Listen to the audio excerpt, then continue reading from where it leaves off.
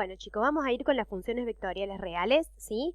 Y vamos a arrancar con la definición. Dice que una función vectorial, ¿sí? Definida en un conjunto U perteneciente a R a la N, acá lo que indica esta flechita es que va desde R a la N a R a la M.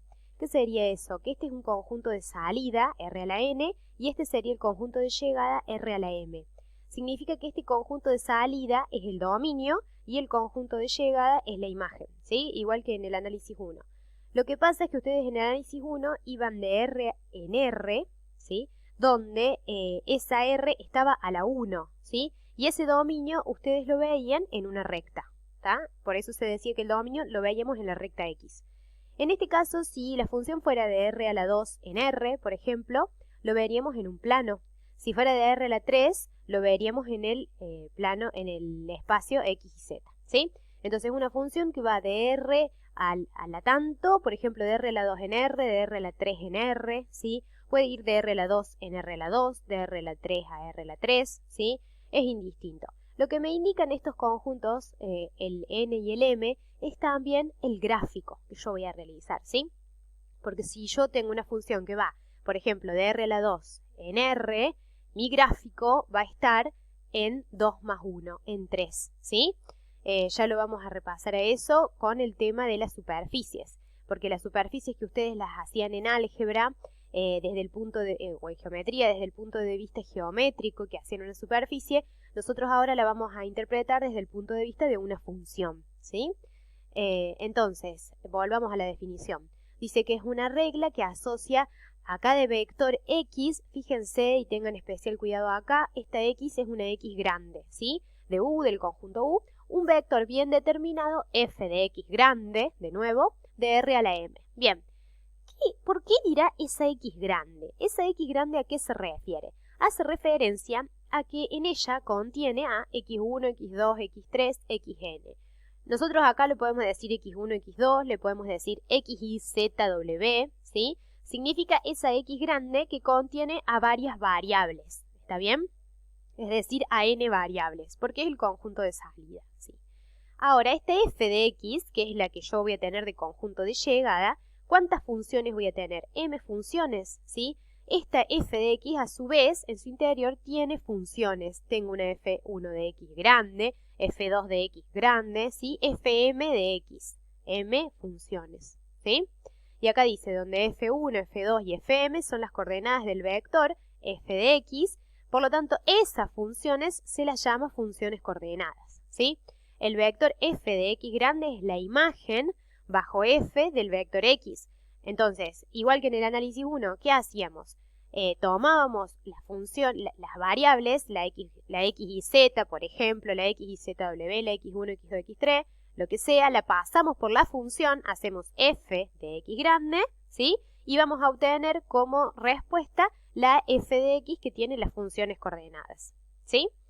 Bueno, y acá está escrito en lenguaje matemático, ¿sí? Lo mismo que venimos diciendo hasta recién. Entonces, lo que tiene que quedar claro es que es una función que va de R a la N a R a la M y el gráfico está también en N más M, ¿está bien?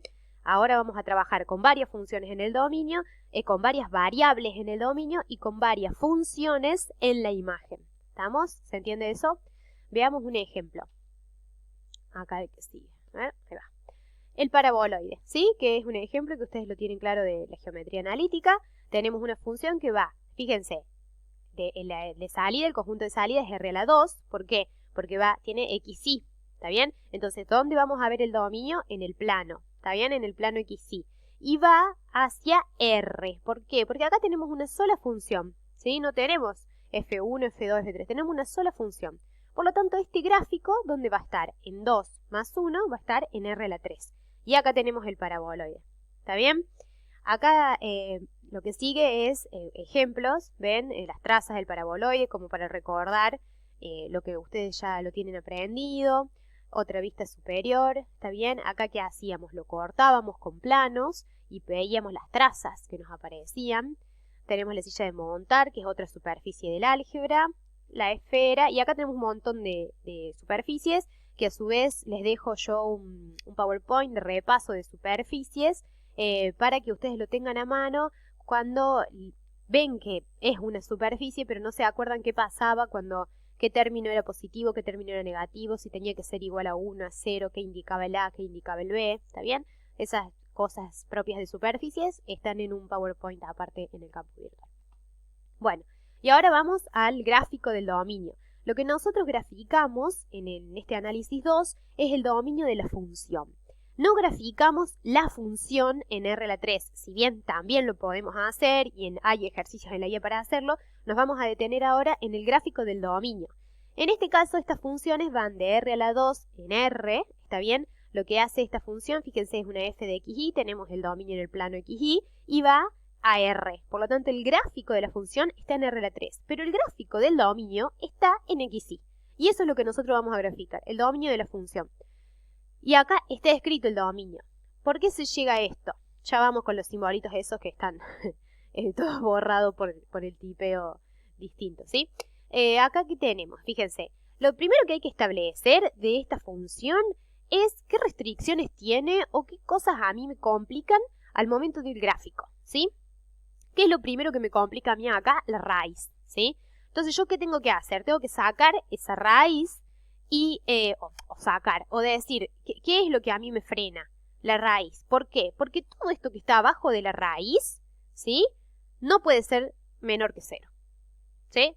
O sea, todo esto tiene que ser mayor o igual a 0, y es lo que dice acá. Entonces indica que el dominio de la función es todos los pares ordenados x, y que pertenezcan a R a la 2, tal que se cumpla la primera restricción o la primera condición, que es que todo lo que está abajo de la raíz tiene que ser mayor o igual a 0. ¿Estamos de acuerdo?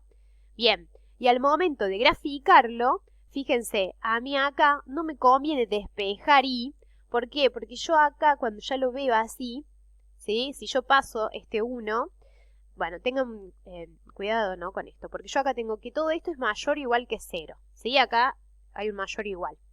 Bien, si yo paso el 1, me queda menos 1 de este lado, ¿sí? Entonces, multiplico por menos 1, se me da vuelta el signo y me queda que x cuadrado menos y cuadrado es menor o igual que 1.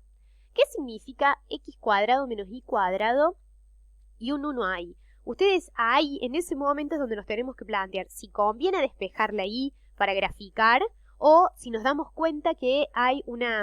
Bien, si nos damos cuenta que esto es una figura geométrica, ¿está bien? En este caso, si a ustedes les queda el x cuadrado menos y cuadrado menor o igual a 1, se darán cuenta que es una hipérbola, ¿está bien? El tema es cómo saber si pintamos lo que está acá adentro o lo de afuera, ¿está? ¿Qué es lo más fácil? Lo más sencillo de todo es probar con un punto para ver si pertenece o no al dominio. Por ejemplo, en este caso el 0, 0 sería el más sencillo. Y fíjense que si yo pongo acá 0, 0, me queda que 1 es mayor o igual a 0, ¿está? Entonces, simplemente pintamos lo del medio. Hay casos que es más simple ver qué parte es la que pertenece al dominio. Pero bueno, una de las formas más fáciles es probando con puntos, ¿sí? Ustedes lo que pueden hacer es probar, por ejemplo, el punto menos 4, 0, el punto 2, 0, ¿sí? O un punto sobre el eje Y y van a ver que sí pertenece. Por ejemplo, este otro, ¿sí? Tenemos que el dominio de f se representa mediante esta región. Y dice que f de xy es igual a la raíz de y menos x. Acá tenemos dos restricciones. La primera gran restricción es que la raíz de y menos x tiene que ser mayor o igual a 0, ¿sí? Y la otra restricción es que la y siempre va a tener que ser mayor o igual a 0. ¿Estamos? Fíjense, acá bueno, tendríamos la restricción 1. ¿Qué nos diría la restricción 1? Despejamos y nos va a quedar que la y es mayor o igual a la x cuadrado, ¿sí? Por eso tenemos acá la parábola de x cuadrado dibujada. Bien. Pero fíjense x, ¿sí? ¿Qué valores puede tomar x? Los valores positivos no los puede tomar todos los valores positivos que quiera. ¿Por qué? Porque y tiene una restricción, ¿sí? Entonces, va a llegar un punto que x no puede ser mayor que y. Por eso nos da la parábola.